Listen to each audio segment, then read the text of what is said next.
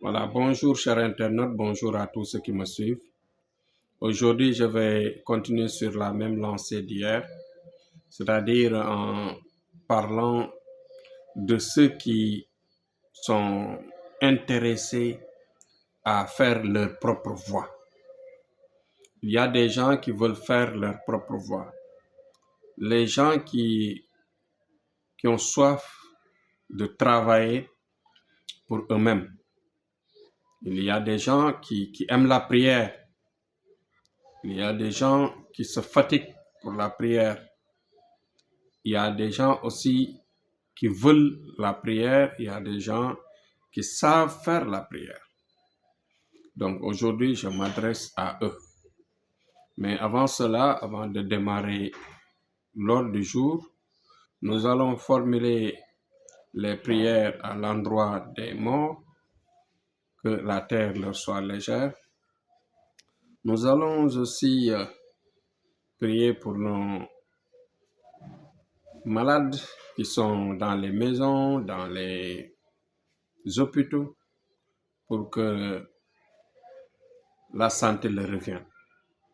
Sans oublier aussi les innocents qui souffrent, les milliers d'innocents qui souffrent dans les prisons.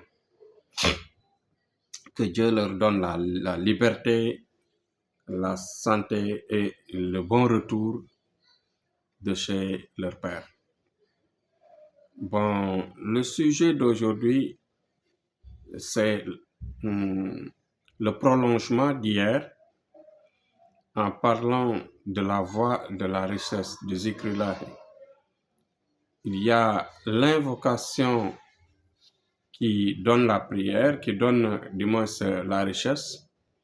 Cette invocation est accompagnée d'un rituel secret, parce que je vous avais annoncé hier que la voie de la richesse a besoin de la solitude, la voie de la richesse a besoin de la discrétion, mais la voie de la richesse aussi a besoin d'une force mystique. C'est-à-dire que le respect des règles rituelles, le respect des règles de la prière, c'est-à-dire comment s'y engager. La voie de la richesse n'est pas une chose ordinaire. Il y a des risques, certes. Mais si toutefois l'auteur qui s'engage à le faire, il est sérieux. S'il est sérieux, s'il sait, par exemple, les dangers qui tournent autour de ce métier-là, autour de cette voie-là, s'il est conscient de cela, il peut le faire sans hésiter, il peut le faire sans s'ébranler. Parce que tout simplement, si j'explique bien, nous en tant que tels, pour arriver à ce niveau, on s'est battu. Tout au début, c'était difficile, mais par la suite, on a retrouvé les bouts du fil. Bon, on a travaillé longuement pour arriver à ce niveau. Mais la chance que vont avoir les clients ou bien les partants, les prenants de ces voies, quand ils viendront vers nous, nous leur donnerons des noms, des techniques et des voies bien préparées qu'on a pratiquement travaillé pendant des années et que nous maîtrisons, du moins que nous maîtrisons bien, que nous avons, comment dirais-je, tout le secret, ou bien je dirais, toutes les stratégies de travail qui mènent à la victoire, qui mènent euh, euh, au résultat attendu.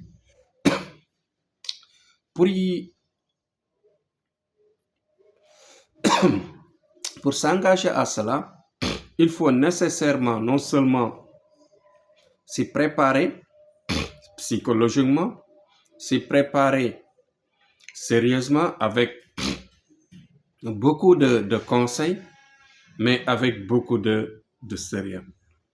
Parce que s'il s'agit de la voie des djinns, parce qu'il y a des noms de djinns auxquels on peut travailler. On peut travailler à la voie des djinns, ce qui va aller rapidement parce que les djinns sont plus rapides. Quand on travaille avec les djinns, ma foi, ouais, on ne peut pas laisser. Parce que si toutefois vous avez le bout du fil, automatiquement vous devenez riche, mais c'est tellement juteux, c'est tellement agréable que vous ne lâcherez jamais. Voilà. Et si par exemple certaines voies, comme je le dis, c'est des voies noires, c'est des voies sombres, il faut y aller avec respect des règles. Ne pas oublier les sacrifices, ne pas négliger les sacrifices, de ne pas aussi retarder ou traîner les sacrifices au fur et à mesure que l'on prie, que l'on travaille, voilà ce nom-là. À chaque fois que l'on travaille dans la voie, il faut régulièrement respecter les sacrifices qu'il faut. Et aussi, il y a un point que je dois souligner. Le point que je dois souligner, je le répète, il faut obligatoirement avoir le sens le sens d'interprétation. Si par exemple la personne qui prie, la personne qui travaille cette voie-là n'a pas le sens de l'interprétation des rêves, le sens de l'interprétation de ce qu'il voit la nuit, de ce qu'il voit, ce qu'il sent dans le jour, ce qu'il sent dans la prière, dans les moments de prière, ce qu'il sent avec ses relations, avec les amitiés, avec les personnes étrangères, ce qu'il sent en tout cas autour de lui, dans ses relations, dans son lieu de travail, dans partout, même dans sa famille. Parce que celui qui travaille cette voie-là doit être attentif à la vie. Il doit être attentif surtout. Par exemple, même quand il parle avec quelqu'un, il doit tenir compte de ce que, par exemple, la personne peut lui dire sans s'en rendre compte. Si quelqu'un, par exemple, vous voulez, par exemple, une réussite, par exemple, d'acheter quelque chose, ou bien de travailler, de réussir, ou bien de gagner un marché, de prier pour quelqu'un, par exemple, vous pouvez, par exemple, avoir une visite, quelqu'un qui te parle de moutons, qui te parle de préparer un plat, qui te parle, par exemple, j'ai besoin d'une tenue, j'ai besoin de ta veste. Ces petits détails-là, c'est des choses auxquelles il faut prendre vraiment importance. Parce que si vous ne le faites pas, parfois, les gens qui tournent autour de vous peuvent parler sans s'en rendre compte. En ce moment, ce sont les djinns. S'il s'agit de la voix des djinns, s'il s'agit de la voix des rawhan, ce sont des rawhan qui lui dictent ça. Il peut lui parler, donne-moi ta chemise, et offre-moi tes chaussures, offre-moi par exemple ton bonnet, etc. Ces trucs-là, ces mots-là, ce sont des mots qu'on lui dicte. Et si vous lui donnez ça, si vous exécutez en général ces mots-là, cela vous permet d'aller plus vite, de réussir plus vite, parce que ce sont des choses auxquelles vous devez sortir, des choses auxquelles vous devez partager. Voilà. Donc, c'est la voie de l'attention, c'est la voie de l'intelligence, la voie du respect des règles, et c'est la voie vraiment de la porte de salut.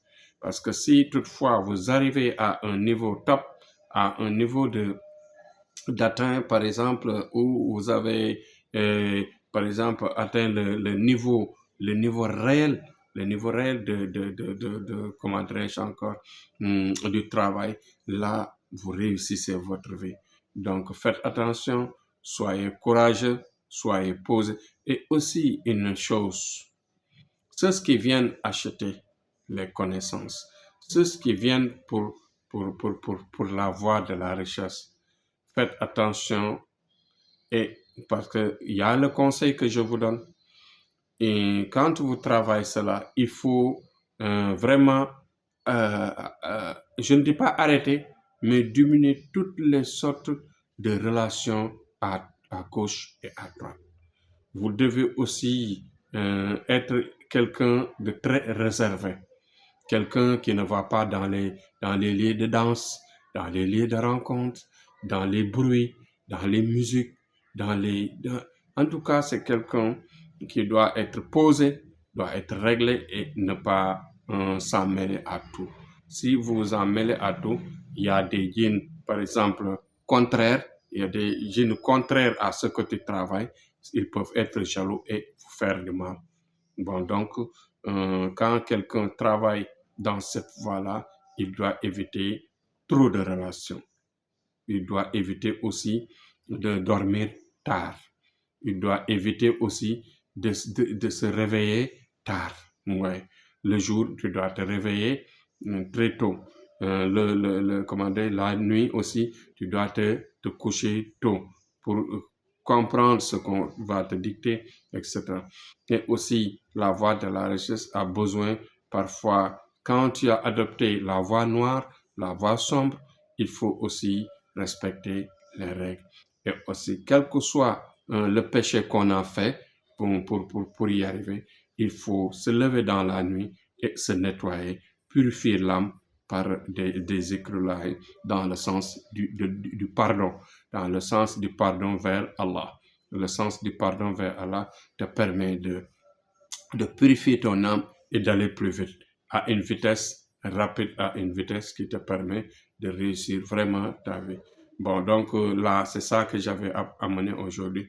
Toujours de renforcer l'explication, d'inviter les gens à ne pas s'empirer, mais de croire à cette science, de croire que ceux qui ont adopté la voie, ceux qui veulent travailler pour eux-mêmes, les marabouts, les gens de bonne volonté, les jeunes engagés, les étudiants qui veulent travailler sur ça, les étudiants de la voie, c'est de la science mystique, tous ces gens-là sont nombreux, mais la sollicitation est grande, mais la porte est toujours ouverte. Soyez vraiment les bienvenus, Inch'Allah. Si vous suivez nos conseils, vous y arriverez et Inch'Allah, vous pourrez même dans l'avenir non seulement vous aider vous-même, mais aider le monde, aider tous les jeunes, aider tous ceux qui tournent autour de vous.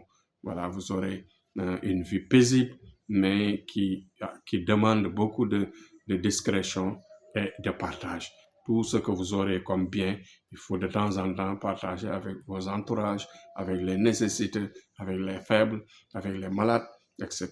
Donc, c'était ça le conseil. Inch'Allah, demain, je reviendrai sur un autre sujet. Courage à tous, les portes sont ouvertes et n'oubliez pas aussi de faire le partage, le maximum de partage et de s'abonner. Voilà, c'était Tcherno Amadou. Inch'Allah, à demain.